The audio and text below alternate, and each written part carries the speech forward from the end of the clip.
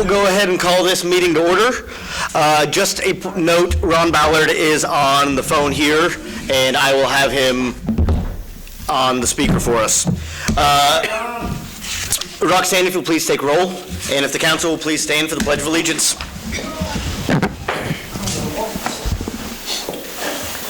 I pledge allegiance to the flag of the United States of America and to the republic for which it stands, one nation, under God, indivisible.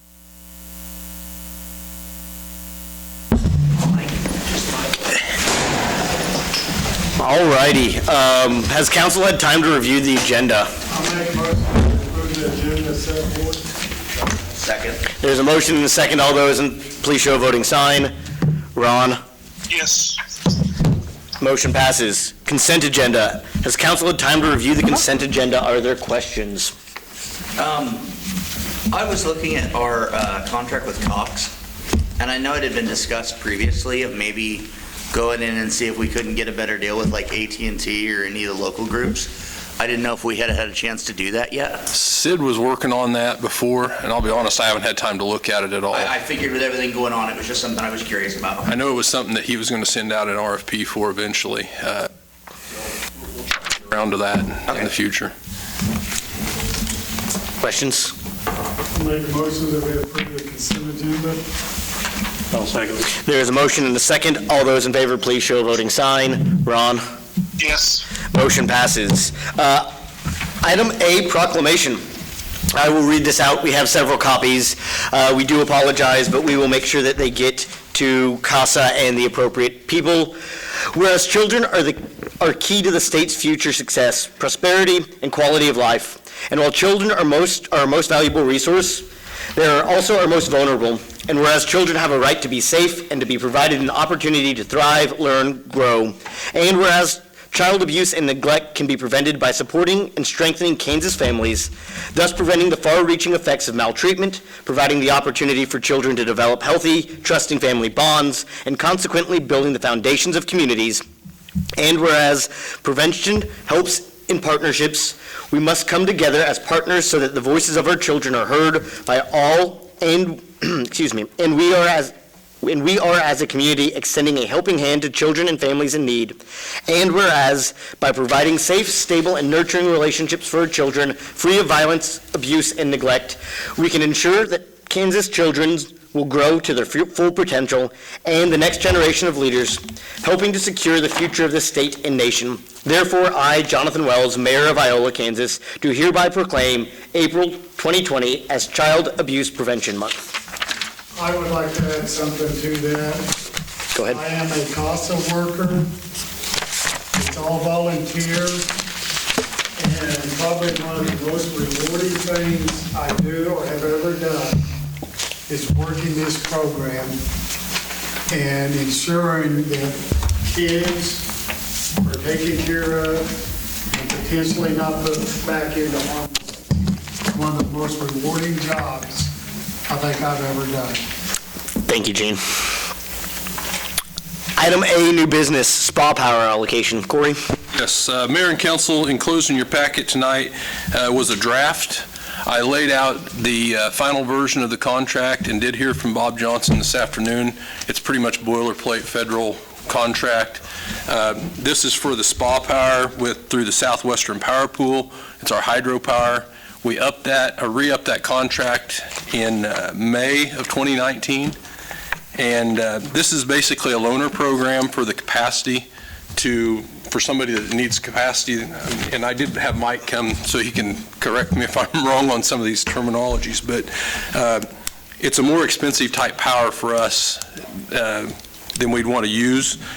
So there's a loaner program through SPA that allows us to loan it to another agency, and that's basically what this amendatory agreement that's in front of you for approval tonight. It's a 10-year agreement. Originally it was for 15, and the final version has 10 years in it. We can choose to terminate that with a written 6-month notice to get it back if we need it. Scott Shreve with formerly EMG, now Priority Power, has told us that basically there are other options out there that are cheaper, more advantageous for us if we need the extra power. So it seems like a good move for us to go through this program. Originally, we didn't know we had to have a resolution, so the resolution is also laid out there before you. So I'm requesting the approval of Resolution 2020 for the amendatory agreement with the Southwestern Power Administration to loan out. Do you mean 2011? Sorry, yes, 2011. 2020-11. Yes. Yeah, okay. Sorry. Have we done any business with Donovan Electric? No, and that goes through, it's not even shown, that name's not even shown. Scott told me that's who that was going through. That'll all be dealt through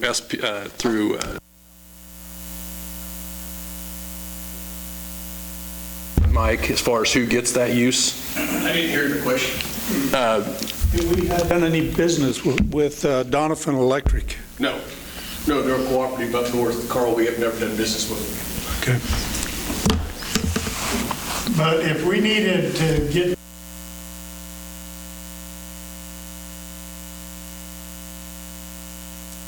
What situation would cause us to need it if we have an increase in utility usage?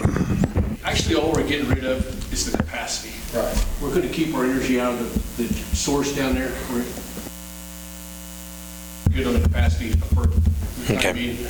So we're getting rid of the higher price capacity, but we're going to keep the energy in a confusing way. So we're still getting our product.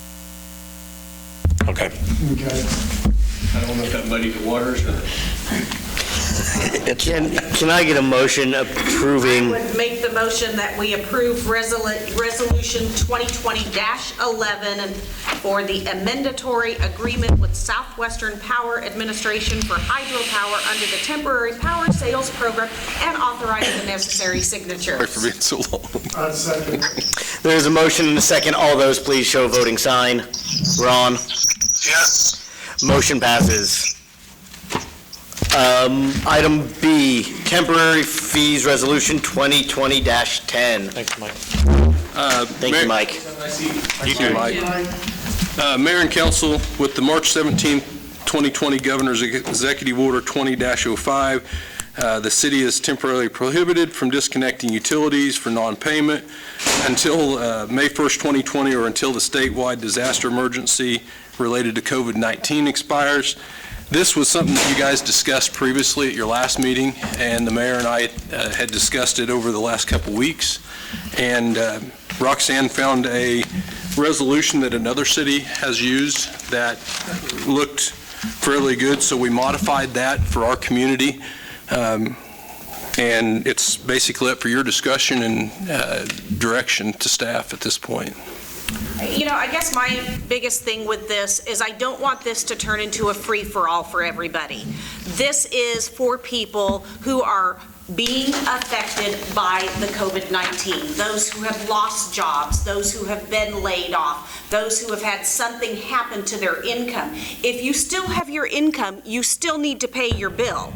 If you don't have your income and you can't pay your bill, eventually this is going to be lifted, and once it's lifted, you're going to have however much time that is to get that paid, and if it's not paid, you're going to owe that bill and you're going to owe those late fees. You're going to owe that reconnect fee. So this is not a free-for-all for everybody. This is to help people that really need that help right now. It's not meant to be, oh, I don't have to pay my bill because they're not going to shut me off. I'll just let it go because I want to go do something else. I think that's the most important thing. This is not just to give away something. This is to help people that really need that help. And also, for those that are struggling, those stimulus checks are going to be coming out. That's something to think about. You are getting free money. Make sure that you use that money wisely. If you know you're going to be off work, put that money away so that you can pay your bills. Catch up on those utilities if you're behind when you get that stimulus money. So I just want to make sure everybody is on the same page with that. It's not just to hand stuff out. It's not just to say, hey, but it's to help those that need that help right now. Carl? Do you want to define your statement, free money? Well, you know what I mean, so, yes. So is Roxanne gonna grill everybody, or how's that gonna Well, work? I just, no, you But can't I do mean- that. I'm just encouraging Right, but- people. That is my, Right. you know. Okay, Well, Carl, I saw you chomping a bit. I have a question. Do we know the size of the problem right now within the city in terms of non-payment of utilities versus a normal month?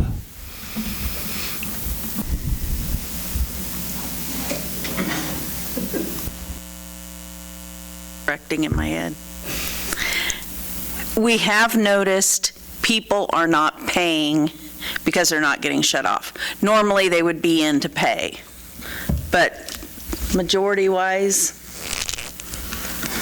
they're not I paying. would caution you guys, the league, on every conference call I've had twice a week, they do caution cities as far as waiving or writing off or giving a free month's utilities, because they are concerned about revenues at the state level as a trickle down with this. I guess So- my other,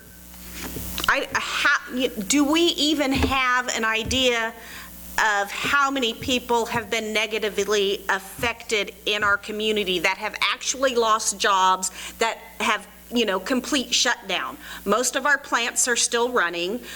Stores are still going. I know we've got restaurants and, some places.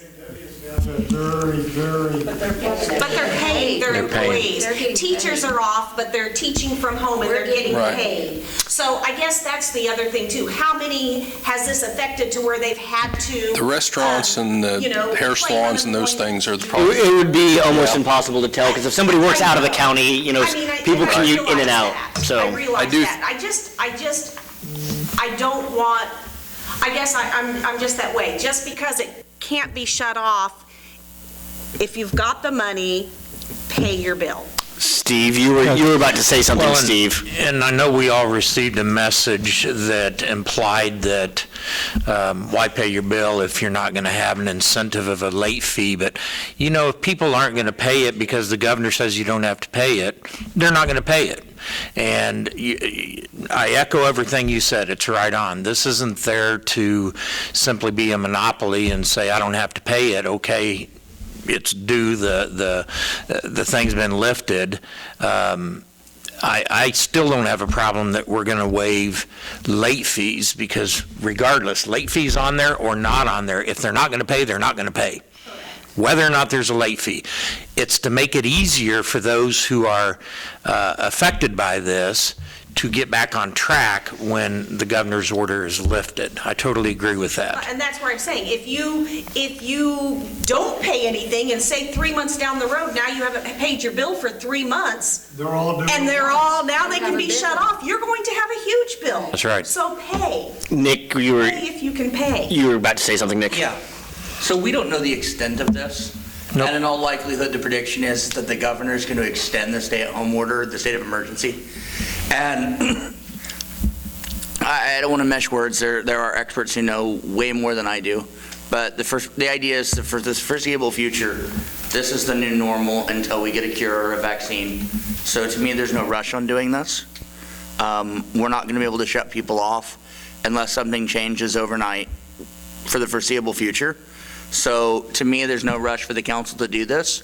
We can get an idea of the economic impact on families and on people and on what's going on in Iola.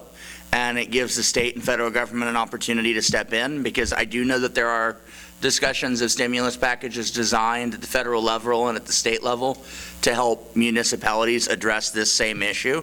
So I think that if we table this, we can come back to it whenever we have a better picture of what's going on and a more informed decision can be made about the economic impact to Iola. When do you think you would have a good idea, Roxanne?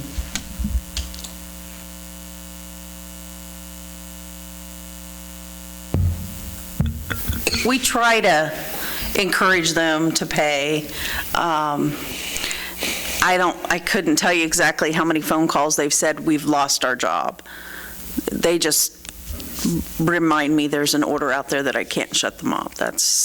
They're not telling me very few are telling us they don't have a job.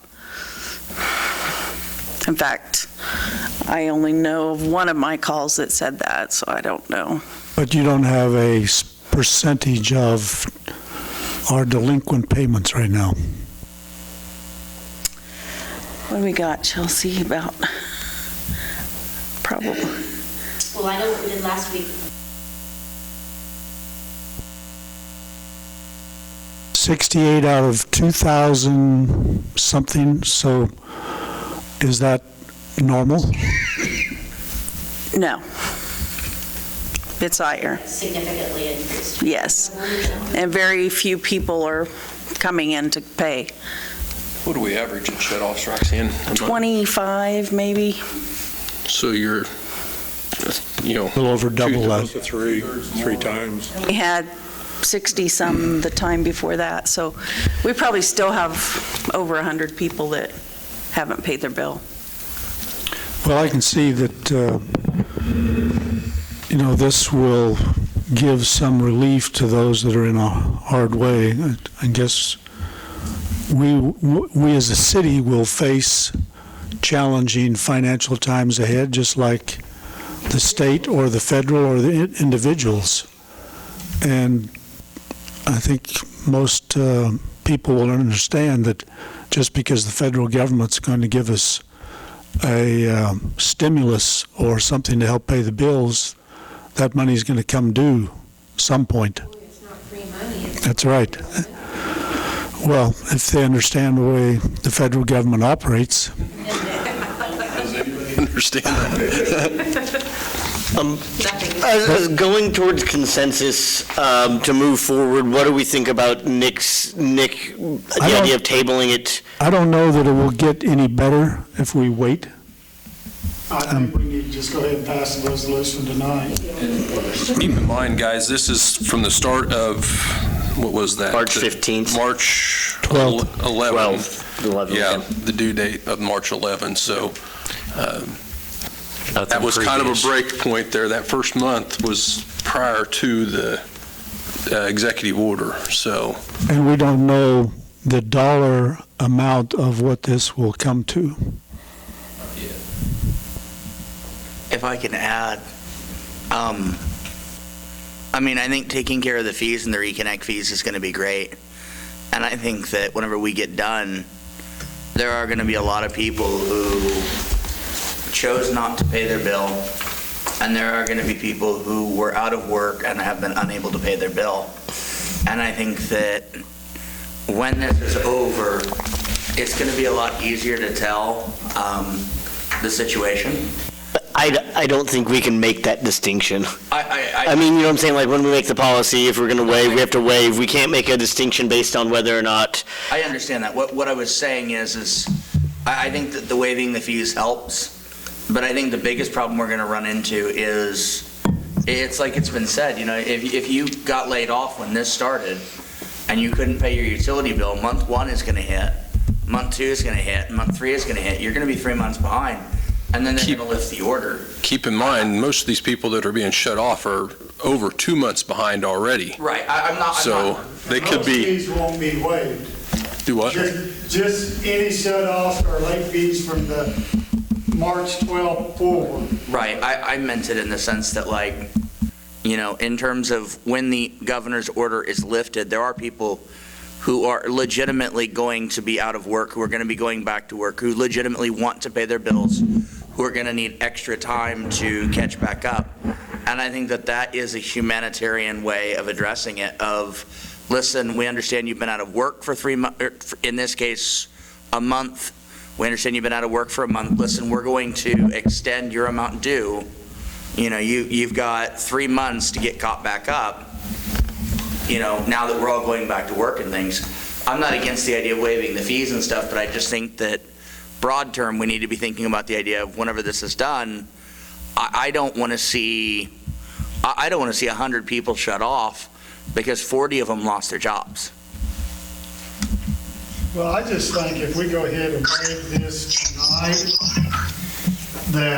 this is stressful enough times as it is for everyone. And I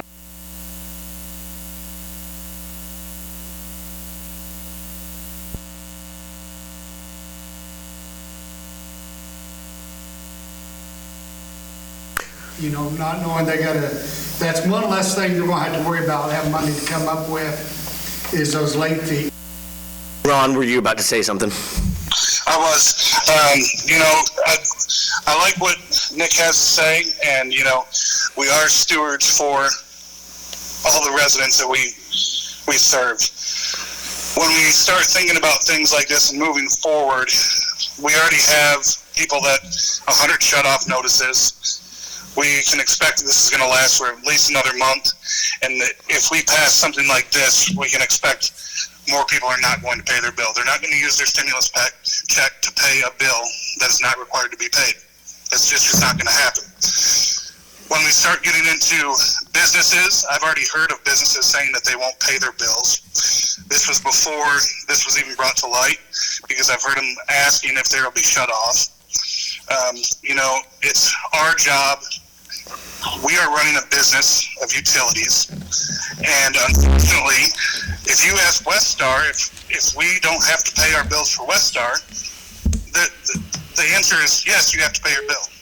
That's like asking if the city doesn't have to pay for gas that we buy.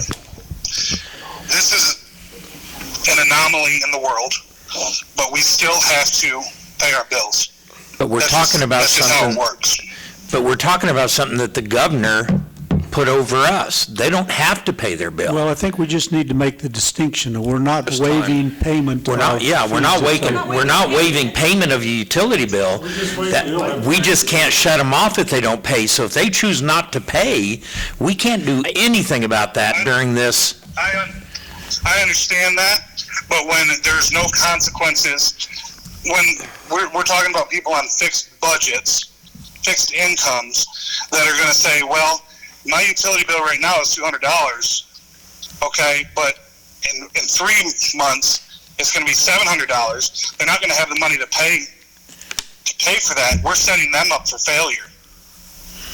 So what happens in a month or in 3 months or whatever it is, that they have this huge utility bill due, they can't pay it, we go out and shut them off, and now the city's losing money on all of our utilities. So in some ways, it's a negative incentive. But I would also say if they're not going to pay with the late fees and the disconnect, then they're just not going to pay with the late fees and the disconnect. And the $700 bill is an $800 bill, and they're just not going to pay that. I guess that would be my... So are we prepared to shut people off permanently because they can't pay that $800 bill? We have to. I think we have to. I understand that, but when we're talking about hundreds of people in the community or businesses, if they don't have the money to pay, what are we going to do? I think that's a conversation. Long-term problem. I think that's a conversation for if what happens when this is lifted. I think that's a different conversation that I'm sure we will have. And once it's lifted, we are going to have to determine, okay, this is lifted, we can do shut-offs now. You've got this 10 days to have it paid. If it's not paid within the 10 days, those late fees go back on and the shut-off happens. It's just for those who are paying. That is poor business to ask somebody to pay 3 months at a time when this is lifted. Well, we're not asking. We're actually asking them to pay right now. We can't control it right now if they choose not to. We have no authority. Knowing that a lot of our citizens are not going to pay, and they're going to use their money for other things. It is. But that's their decision when I think this a is lot of lifted. these people have avenues to pay it. What are you proposing, Ron, if the governor says we can't do anything? Those bills are going to come due eventually anyway.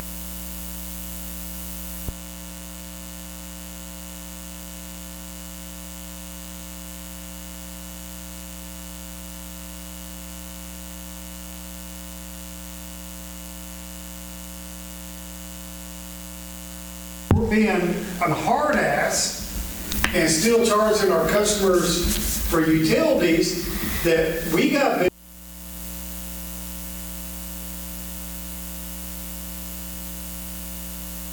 I think we've had this discussion. If somebody wants to make a motion, and let's just see where we go on it, one way or the other. I think we've all said our piece. Is that correct, Mark? Would you like to add anything? No. So if somebody wants to give me a motion, and let's just move forward or end this. I'll make the recommendation to approve Resolution 2020-10, temporary waive utilities and reinstatement fees for late penalties on utility bills. All those in favor, or is there a second? I'll second. There's a motion and a second. All those in favor, please show a voting sign. Opposed? What was the vote, John? It was 6-1 with you as question mark. I am a no. The motion does pass. Cedar Brook.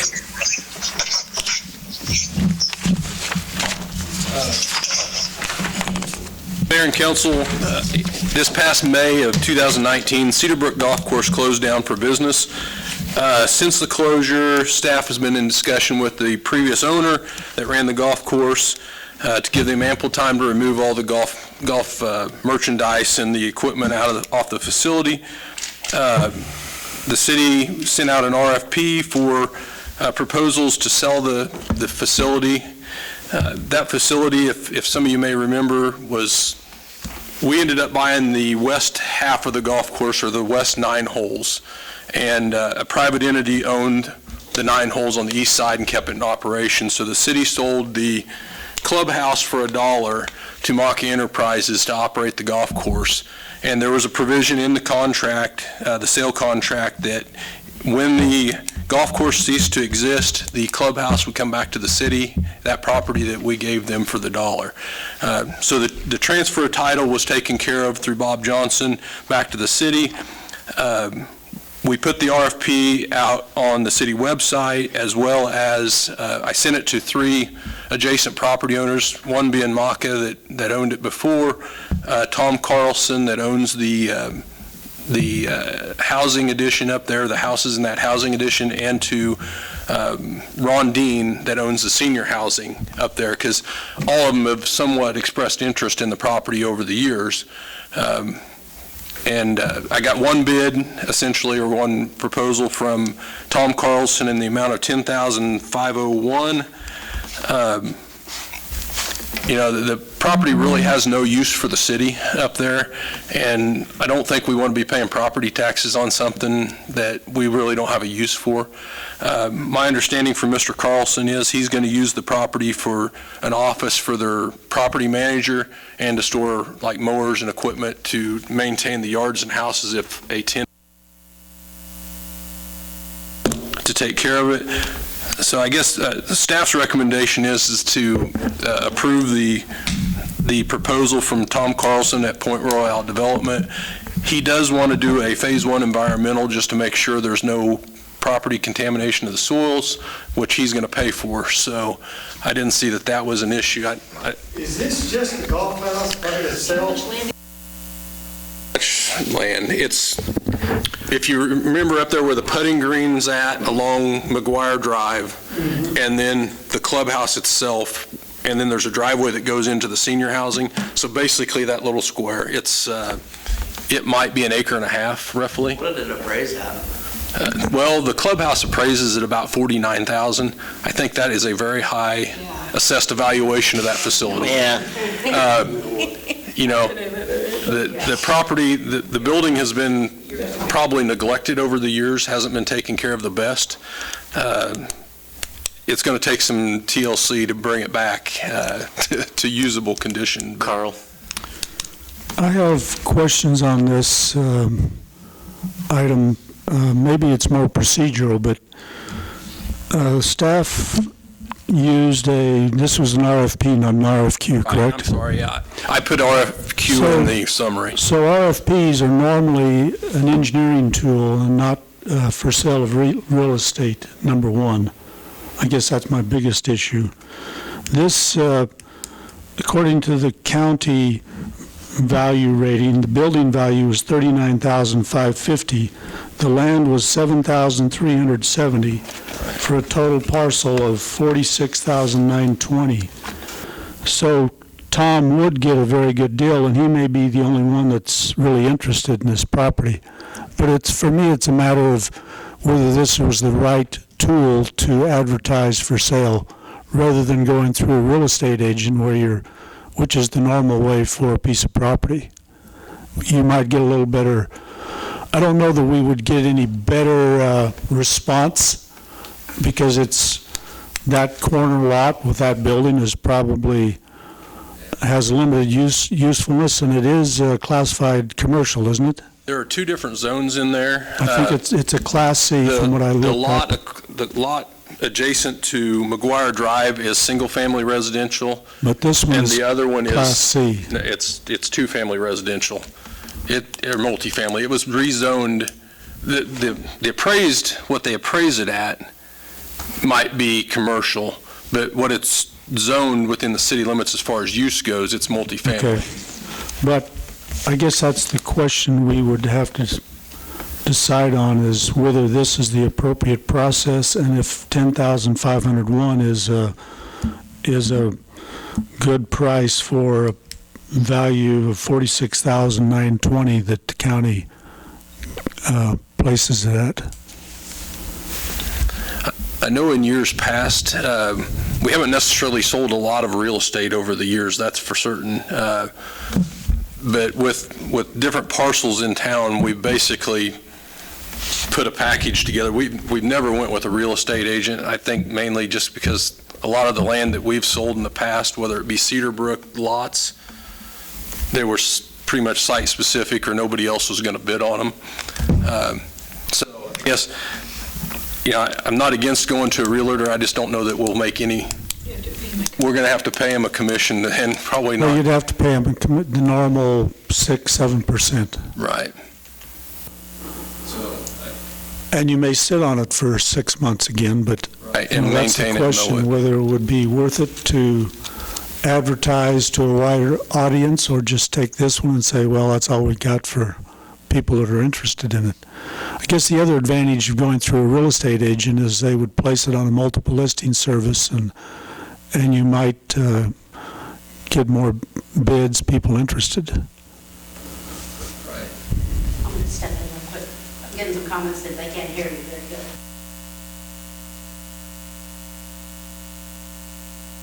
Speaking to your mics, guys, that's about all I can say. It's not the best technology that we've got going on down here, so I do apologize if you can't hear us out there, so. You can also, usually the mics pick up better on that camera as well, so we will put that up shortly on YouTube, the other recording. I kind of feel like Carl. I mean, I'm all for getting a good deal if you're getting a good deal, but at the same time, I would like to see a developer actually put something there that benefits us rather than just a lawnmower shed and a little room for a manager guy. I mean, this is temporary for Tom, too, I'll be honest with you, because as soon as he goes to sell the houses, he's going to do something different with that. And those houses were those 15-year? Let me ask a question on it. Here, previously when I was on the council, so that goes back 4 years or so, that road right behind there that doesn't exist. There was something the city worked out with Tom where he was allowed to put a building in there. At that time, he wanted to pull in like a double wide or something and make an office out of it. What happened to that deal? Why didn't that happen? So I don't remember that, Steve, but I know that there was a job shack or a Yes, construction he was trailer. going to be required because the value of the homes didn't come up to what his tax credit amount was supposed to be, but I think he worked out a deal where he didn't have to put in that extra structure. Okay. Well, if he failed to follow through, then I'd be questioning. Well, and that's all what's at the gonna make him follow KHRC. through with Who this actually deal. owns the other 9 holes of the golf course? Larry Maka still owns it, or Maka And Enterprises. so is it still?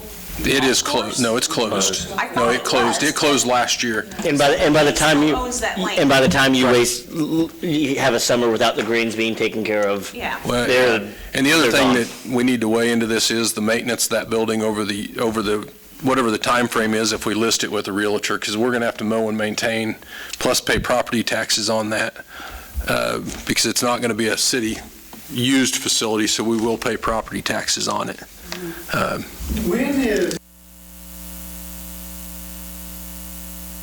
That's the second phase, and it's by the end of his 10-year agreement with us on the second lots. He paid for the first 30.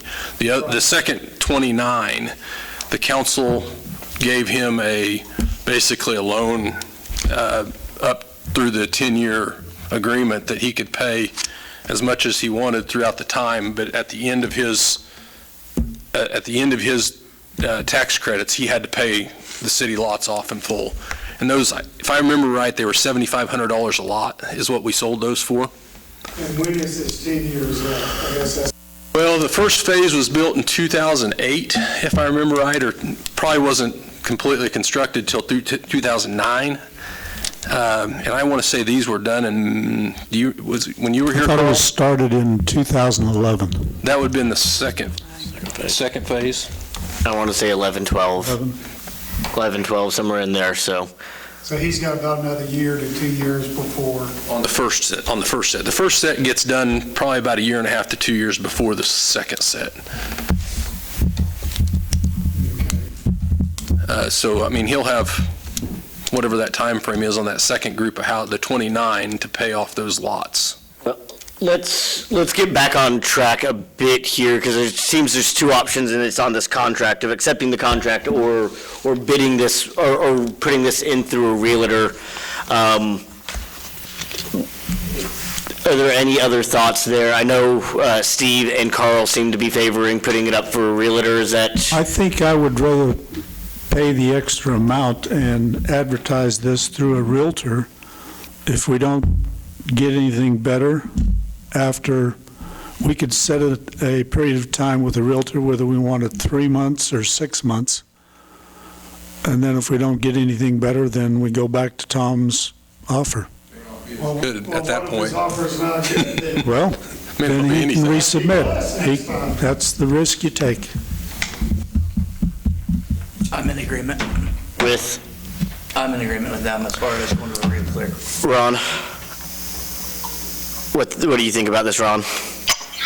I'm in agreement with Carl. I think that we should go with a realtor on this. There might be more people interested in buying it than we thought. To tell you the truth, I didn't even see that it was posted, and I stay pretty well up with the real estate market around here of what's open and what's not. So I didn't see that this was open. So I would suggest putting it with a realtor. Mark? You wouldn't hurt to wait 6 months. Nancy? Yeah, I mean, I'm fine. If we want to list it, let's list it and see if we can get more.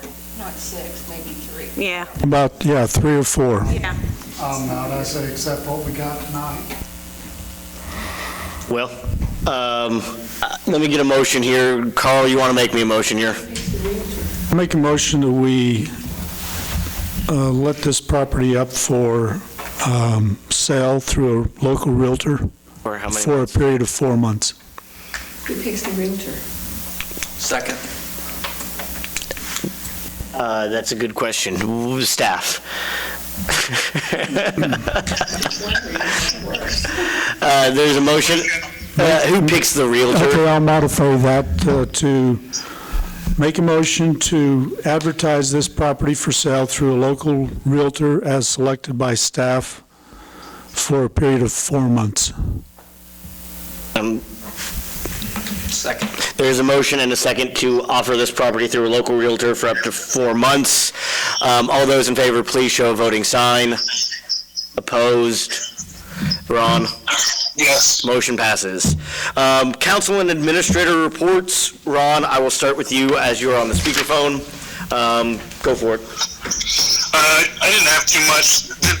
Did I hear that our new street sweeper broke down? Not aware of that. Okay. I can- see that we still have our old one too. How long are we going to keep that for? Just the time it takes me to get with Gavel Roads out of Wichita and get it listed on their auction website. I couldn't quite hear that. He said basically the time it's going to take, he's going to get with Gavel Roads out of Wichita, and they're going to list it on their auction website here shortly. Okay. Thank you. That's all I got. Mark? Everybody stay safe. All we got. Nancy? Stay safe, stay at home, stay away from people. But remember, it's been nice. I know this yesterday turned yucky and it's gross out today. There are kids home and they are outside playing and they've been all over the place, which is wonderful to see. My neighbor kids have been all over. They're outside, they're in the streets, they're riding bikes, they're playing down in the, the little runoff creek thing, just remember, it's kind of like summer. The kids are outside playing, and you have to be aware of that because they're not always aware of us. So that's it. Just keep living the dream here. Nothing. Nothing. Gene? Just belated happy Easter to everybody out there, and stay safe. Nick? Same, happy Easter, stay safe. Pay your utility bill. Ron, thank you for calling in. I do want to make a note that Ron is still available for emails, calls, et cetera. Keeping your family safe. I understand why you are calling in. Keep doing it. Keep doing what you need to do that. I want to thank all the city employees. They've been very flexible, and staff. This has been another long set of weeks. We're still working day in, day out. I promise you. We're probably doing at least, between 5 and 10 hours worth of just phone meetings weekly. I've got 3 or 4 scheduled, basically one every day on something, and then Corey and I usually huddle up afterwards on the phone. So lastly, I want to thank the college, the county, the hospital. They've been great to work with. We're all in this together. It's been a great partnership. And I want to update the council from Bill from SGR, Bill Peterson from SGR. We talked the other day. We are not getting the applications like we thought we would get. It's not a surprise.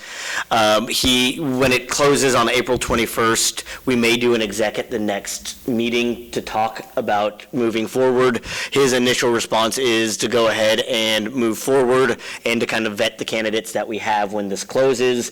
And he said, if you don't like the candidates, we can wait and reopen. He did not think extending it through May with the advertisements would do us much good. He thinks at this point, whatever we have in April isn't going to be much more in May, and that if we need to reopen in June or July, that would be the time to reopen in June or July. Remember, with SGR, they are with us for the long haul. The only thing we would have to do is advertise again. So. Just a bad time. Just a bad time. Not a lot of people are thinking about picking up their jobs and their families and moving across Kansas or across country right now. We aren't advertising that we're one of the only counties in Kansas without a Right. John, Yes. what contractually do we have anything that states about interviews and things of that sort? If we're not allowed to do that, state lines wise, making sure that we're not on the hook for more money in the future. No, we would not be on the money. We would not be.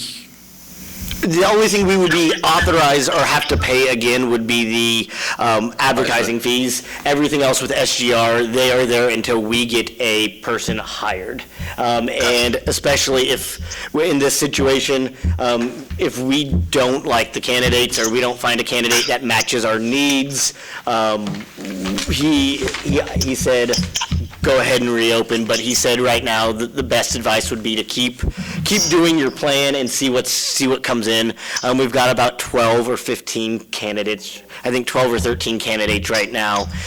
He was hoping to have 20 at this point and then 40 at the end of April. We're hoping to get 20 at the end of April. But 20 is still a fairly large pool that we can look into. Again, we're not required, or if we decide that we don't want to do interviews or move forward, we wouldn't have to.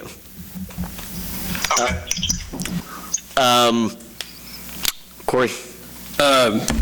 Sounds like, or it feels like the school's project is starting to take off. Have got a traffic impact study on the elementary school, sent it off to our consultant to review, and we've also got both stormwater runoff studies for both facilities that we're in the process of reviewing as well. So that'll be some future agenda items. We'll have a site plan approval for both sites, and then a plat approval for the elementary site coming up in the near future. Probably be the last meeting in May is my guess, or somewhere in there, just depending on how the planning commission meetings fall out. Chief Warner is preparing RFPs for the purchase of 2 new patrol cars that are allocated. Just a heads up, that'll be coming down the road here pretty quick. As you know, he didn't replace anything last year. We pushed that off to this year. So that'll be coming up. A couple other future agenda items, grass clipping ordinance, I've got it done. I just, with the things that were on here tonight, I didn't feel like it was a good topic to have. We'll bring that at your next meeting. The electric department will have 2 or 3 different things depending on how everything shakes out over the next couple weeks. One, I know for sure, Priority Power Consultant Agreement, which is the company out of Texas that bought EMG that Scott Shreve works for now. It's basically just a formality, switching it from EMG being our consultant in name under contract to Priority Power out of Texas. Then we should have an Evergy power purchase agreement at this next meeting, and then potentially the 3rd generator set out at Bassett, potentially have a contract ready for that next meeting as well. So quite a bit going on. I have pushed the rotary recycling back. It was tentatively scheduled for this meeting for the 90-day test period. We'll continue to do that, and when we get the meeting back open to the public, we'll bring it at that point. That's it, guys. I make a motion that we adjourn this fund meeting for the evening. Second. Motion is made and seconded. All those in favor, please show a voting sign. Yes. Okay, yeah, thank you all. Have a great afternoon or great evening. Can't we take second, boys?